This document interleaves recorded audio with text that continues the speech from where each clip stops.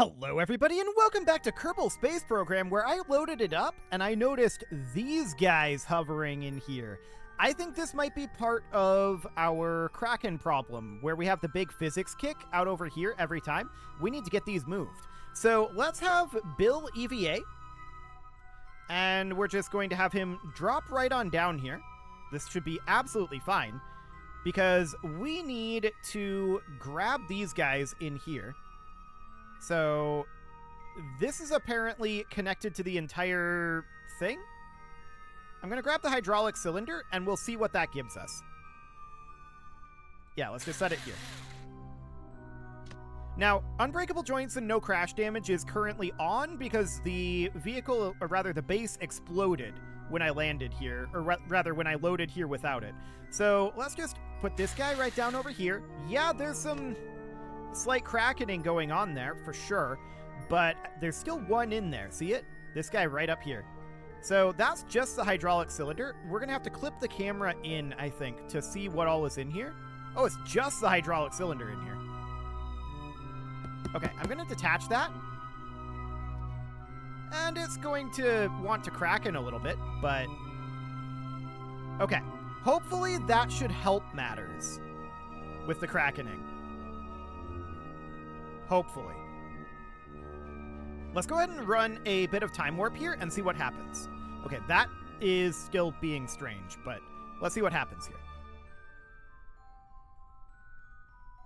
Okay, so we still got a big physics kick. It immediately dropped us out of time warp, which I'm not surprised about, because Bill wasn't grounded here.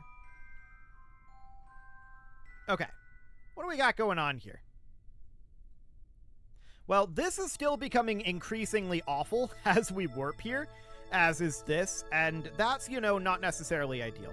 But let's go ahead and warp while we're standing here and see what happens. Yeah, I see this up over here. Okay, so that's what happens there. That's the state that it's supposed to be in. That is definitely a weaker physics kick out over here. I suspect that there are still... I thought I saw something here. No. I suspect that there are still issues with those floating around. With those hydraulics floating around, but there. That should at least help matters. I'm going to make a save here, and we're going to hop on up, and we're going to see about getting back in, because what we were doing last episode was not that. This was just something I noticed when we loaded in here and was like, we should take care of that. So let's hop in, and what we were talking about last episode was the status of our farming. Now, if we look at our current resources here, we can see our food, it's just holding at 73.61. And the question is why? Well, I have a theory. To be clear, it's a dumb theory, and if it's true, I'm going to be upset. But I have a theory. So I want to look here. Yeah, so we can see that the algae farm is operational. And if we go into the greenhouse container, we can see that that is not. My theory is that we don't have enough waste at this moment. So if we stop farming here, our waste is going to be positive at this moment, which it was before, to be clear. But we need to produce more waste. So the question is, how can we go about doing that? Our smelter produces carbon dioxide. That's all well and good. We can produce all the carbon dioxide we need. We're pretty much golden at this point on water and oxygen. Food is our main concern, and that is mostly because we need a lot of waste. So how can we just make waste? That's an interesting question. I don't know of any way to do that. Now you can see here that we're continuing to slowly convert fuel. We're using fuel for something. I'm not entirely sure what we're burning the fuel on at this moment, but we are burning it on something. And I would like to get some elevation on this end out over here, but that's a project I think for another time. What we need at this point is for our food to start to come up. Now, I'm going to warp forward here. And we're going to allow that waste to increase. Interesting. Our food is not going down, even though we're not currently farming. Now, why is that?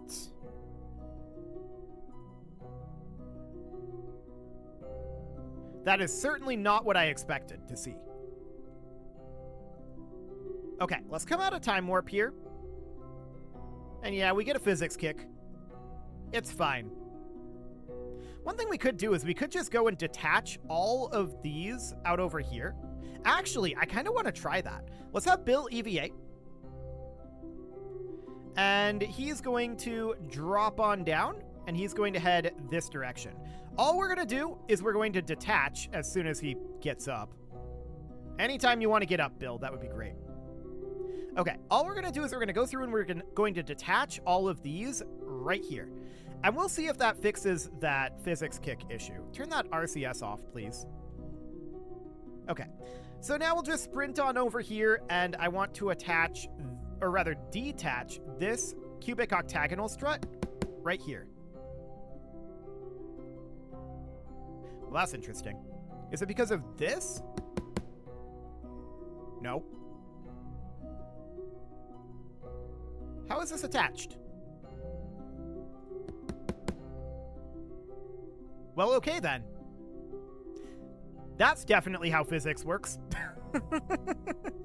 I suspect that's our problem. So we just need to get that detached, and I want to do the same thing out over here. So I'm going to detach this cubic octagonal strut, and I'm going to detach this micronode. I think we may be out of range of it. Let's just go and put ourselves right about here. So this way, if there's any residual connections that shouldn't exist, this should absolutely sever them, in theory. So we're just going to detach, not that. Yeah, there we go.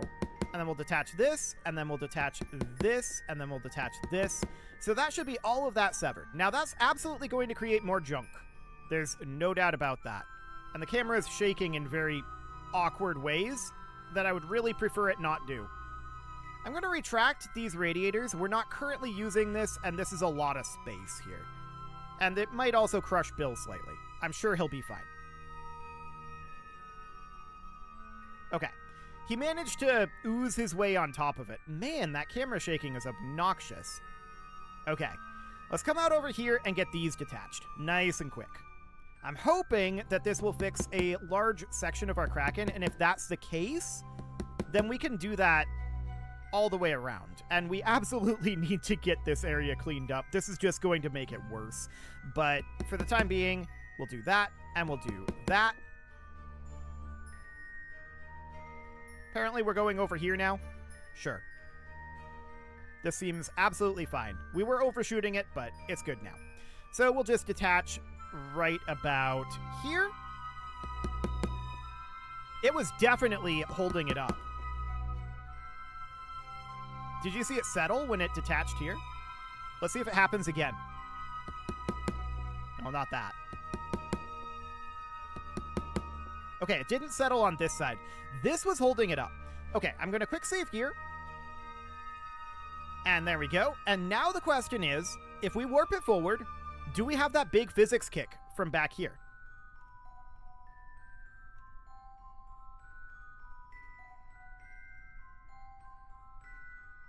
It was a different physics kick. I'm not convinced it was a better physics kick. It moved our entire base a fair amount. And that's because this is wanting to clip into the ground over here. You see that? Whoa! That was one heck of a physics kick. Oh, okay. That's not how physics works, to be clear. Hilariously, the base is going to be fine. It's just in a very different orientation, shall we say. So that physics kick was actually initiated by this out over here, the fuel tank. Let's try that one more time. We can revert back to that quick save. See, that was way better. This is now sitting in a more normal way because this is no longer clipping into the ground. That's what it is. Okay, so that's going to be an improvement. This is too high now, and I mean, I don't really know that there's anything we want to do about that. I guess we'll leave this be, but I'm not very happy about it. So something is consuming our waste, and I suspect that it is this here. I'm like 99% certain about that. So does the farm consume waste, or does the farm produce waste? That's a question that I want to ask. So we're just going to position ourselves right about here. The camera is back to its old nonsense, but I think this is going to be a more stable position for this base. Ideally, ultimately, everything will be connected to the base, so I'm not actually that concerned about the base migrating over time. That should be fine. That shouldn't actually affect anything, in theory. Now, these are not going to be mining at this time, and that's not terribly surprising.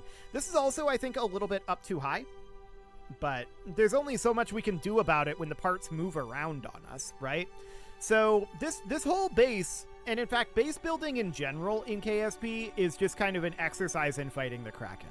And that's absolutely what we're doing at this moment. So I'm going to activate the farm here. And our waste is currently net negative.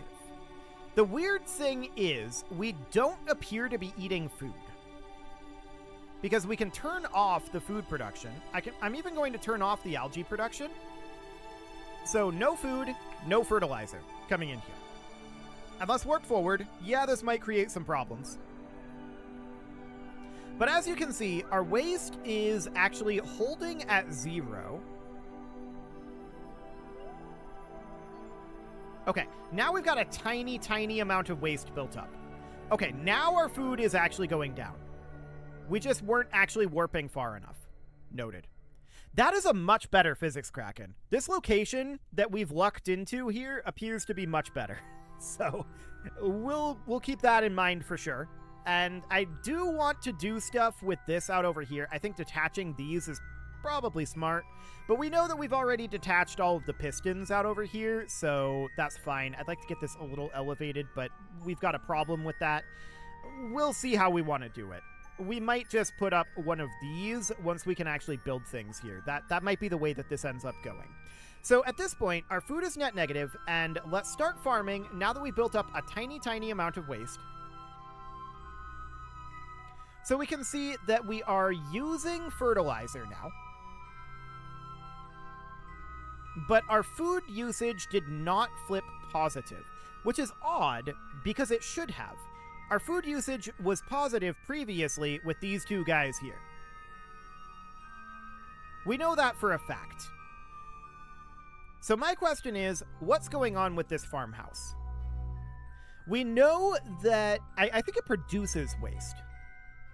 And then the waste gets utilized by the algae farm to make fertilizer, and the fertilizer gets used with water in the greenhouse container. Right? That's my understanding of how this cycle works. But our food is still net negative. So let's take this up to 1000x. Yeah. So our food is still net negative at this point. It shouldn't be, though, because we experienced it being net positive previously. This is much better on the physics kicks. I think we still need to have unbreakable joints and no crash damage on, but this is a significant improvement, no doubt about that. And maybe it'll get even better once we have another module out over here. So this is definitely a significant issue. At this point,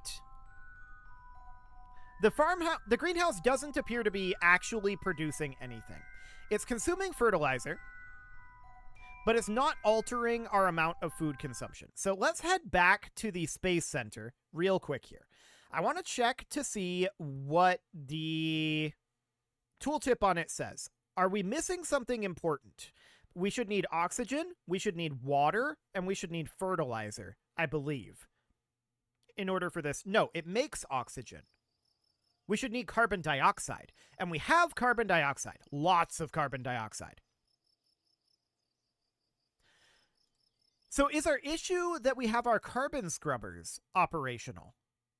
Is there some sort of a throughput limit on those, on the carbon dioxide tanks that we're hitting? Not that I know of, but let's just take a quick peek here. So under life support, we can go to the farm. This did not actually come up with the hydroponic farm. We search for hydro, nothing comes up. That's exciting. What's it called? It's the greenhouse container. So, this is what we came here to check.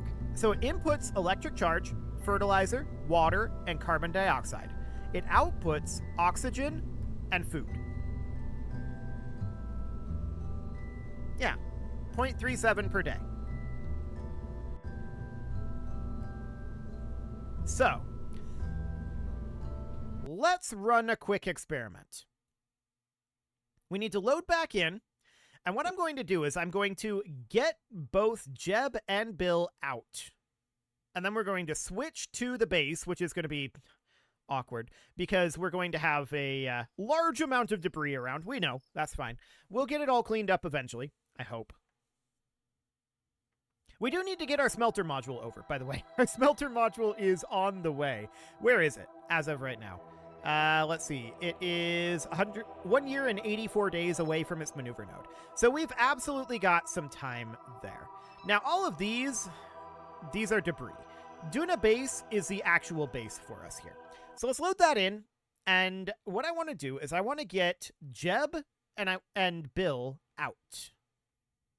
And I want to see if the farm is actually producing the amount that it's supposed to.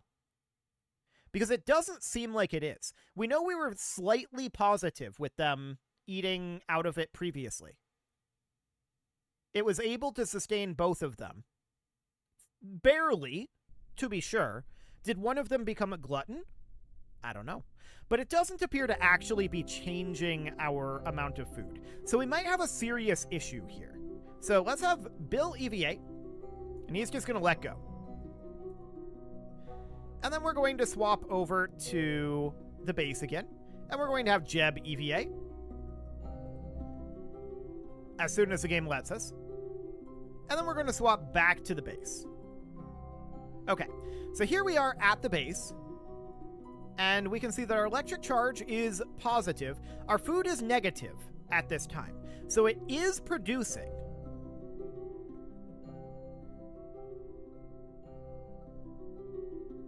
Okay. Now we need to figure out the rate at which these guys eat. So, let's hop over to Jeb here, and we can see they have 0.37 food. Is that 1 day's worth? We should find out. So, let's warp forward. Oh, we're in physics warp at this point. Yeah, I don't want to be in physics warp. Let's just hop on down. Let's get to the ground. Okay, there we go. So now let's warp forward. And the question is, how long is it going to take him to eat through 0.37 food?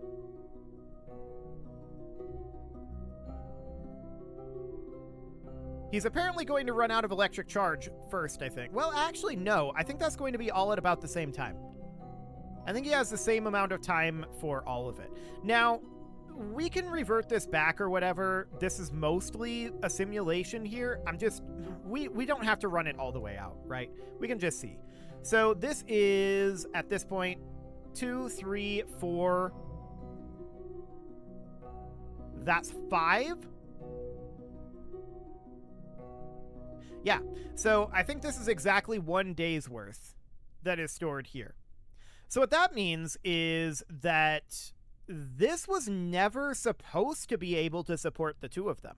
Why was it able to previously? Because this can really only support one. Interesting. Now, another question that I have And this is not something that I'm going to want to actually, like, exploit, right? But a question that I have is this gameable in the same way that EVA propellant is gameable in the base game? It probably is my current guess. So here's how we'll find out. Back in the base, we can see that our food is at 74.52. We are not making food.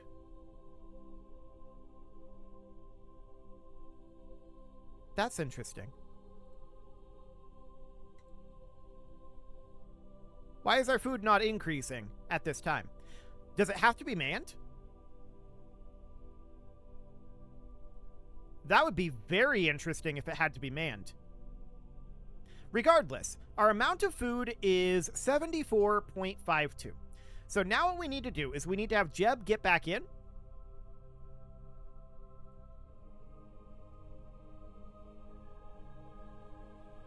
And we can check. So he boards 74.56. So it was actually making food. Okay. And then Jeb EVAs. Ah, I saw it. It's not gameable. They did actually deal with that. He took the food out when he left. 74.2. That's good. I'm very happy about that. Now, what I'm less happy about is the fact that apparently we ran into an issue before. And what we have now is likely expected behavior. So what that means is that these guys are probably going to dry out and become desiccated husks. And we're going to have to send another Kerbal to rescue them. And that would need additional production, additional food production.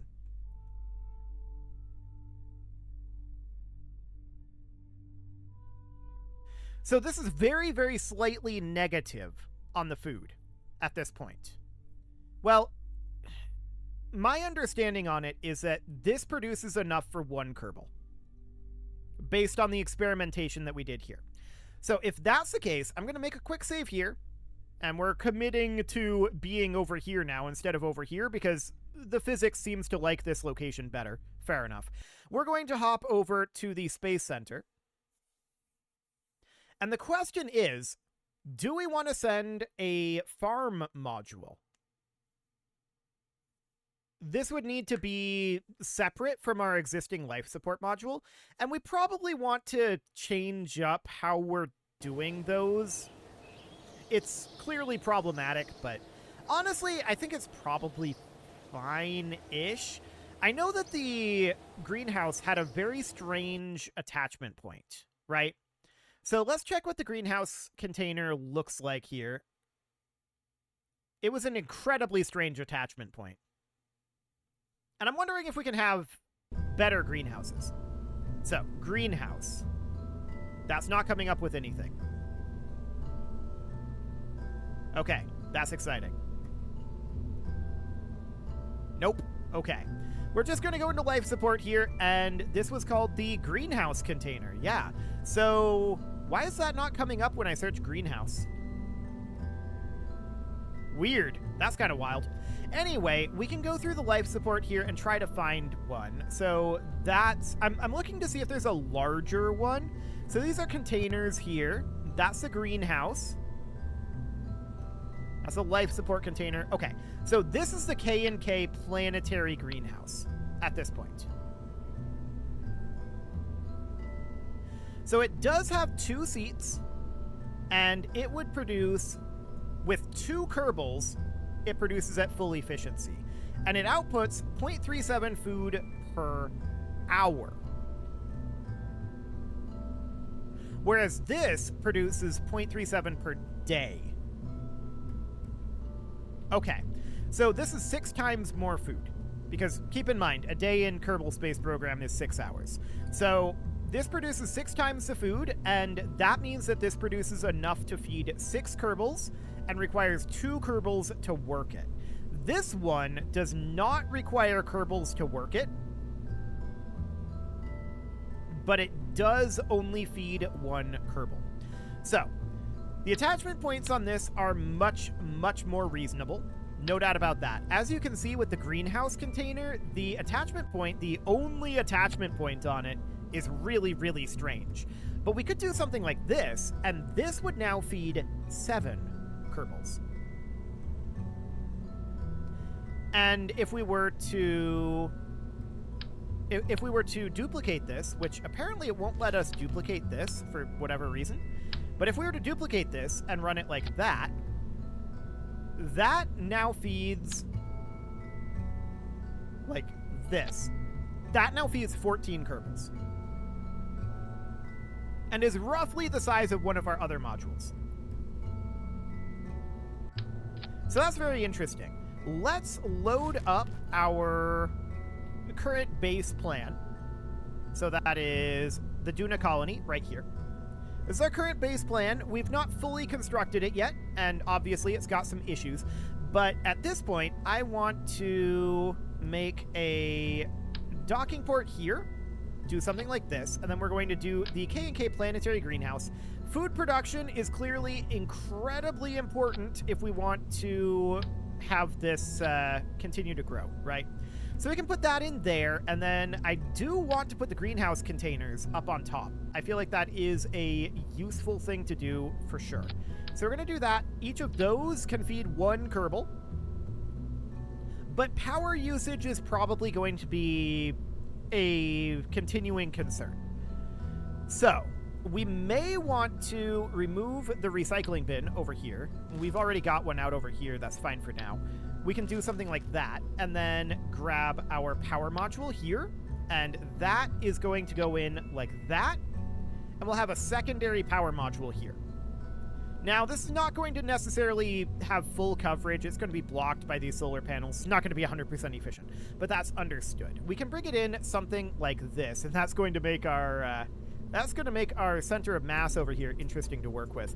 But that's all something that we can work on next episode. And we do have one segment in transit right now, so that'll be a thing that needs to happen. You can leave your offerings to the engagement gods in the form of likes, comments, subscribes, and bell ringings, and a very special thank you to all of the channel members for making this video possible, including ALS Gamer, Dark Horse, Ethan Feldman, Upper Cumberland Gamers, Nick Smarty, Dimitri H, Punching the Microphone, The Lounge STL, Rornaz, and all the rest. And of course, you. Thank you for watching. If you'd like to support the channel, you can click the join button down below the video, and as always, I will see you all next time.